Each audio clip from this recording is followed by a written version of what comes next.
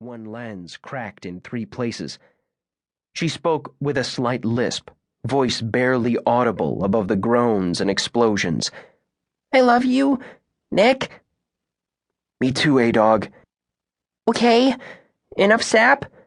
I take frontal, you flank. Amanda clambered up onto the jagged brick, shouldered a rocket launcher, and stuck her tongue out in concentration. Nick went around the side, through a crack in the fence, and ran hard for the quickie slurp across the street.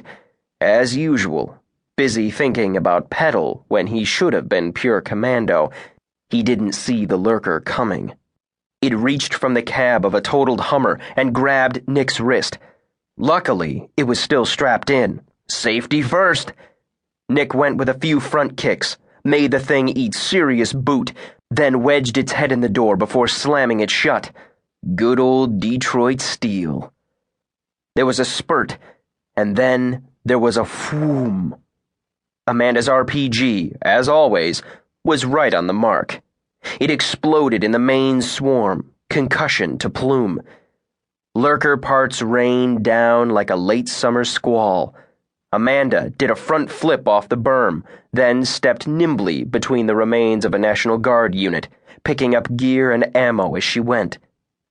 In her thrift store dress and long black hair, she looked like Tiny Demi Moore playing Tiny Judy Garland, just 2 ruby shoes and a killer tornado away from waking up in Oz. What are you waiting for? Run! Nick backed toward the quickie slurp, scanned the lot, and opened the door. A welcome bell rang, just as something leaped over the register. A lurker chick, all in leather, tight and low cut, sleeved with tats, from hula girls to thrash bands and back. Seriously, a Victoria's gossip model, blonde hair waving in the wind. Except she was also wearing the kind of two-toned blood mask you could only get from burying your face deeply into another person. A demarcation line just below the eyes, the spot where teeth could reach no farther. "Hi," Nick said, raising his pistol. The lurker chick howled, teeth claggy with flesh, and lurched forward, totally skipping the foreplay. Nick managed to get off a shot, which missed, embedding itself in a package of olive loaf even the looters wouldn't touch. The gun slid across the floor. He would have screamed, but there was no time. She sank her teeth into his shoulder, then cheek, then neck. His health rating plummeted. Nick's soul totally fucked. Amanda was already more than 600,000 points ahead, and with yet another maximum outwit plus severe gouging, there was no chance at all he could catch her, even if he cleared the entire next level by himself. Through a red-tinged screen, Nick watched his sister sprint across the street, eat a glazed ham, collect a string of gold coins, and then pocket double bonus energy points for finding a gassed-up chainsaw. She pulled the ripcord and held it over her head, the motor howling with bad intent. Nick dropped the extra controller. Amanda paused her palmbot. The screen blinked. Swarm 2. What lurks at midnight.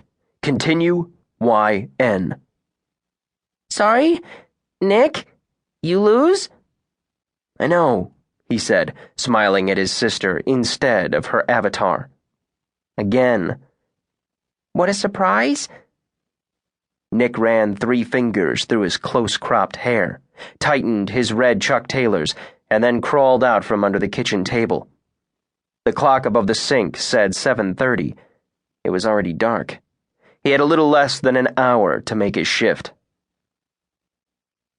"Done saving the world?" the dude asked, spooning Salisbury steak from the metal tray in front of him. "Hardly." "You see Miss Sparkle under there?" Miss Sparkle was the cat, gender never determined, despite the name. It had slunk off into the night, without so much as a final meow. "I don't think so." "She'll be back," the dude said, talking mostly to his watch. "Everything comes home eventually." Nick poured Amanda a bowl of cereal and slid it under the table with his foot.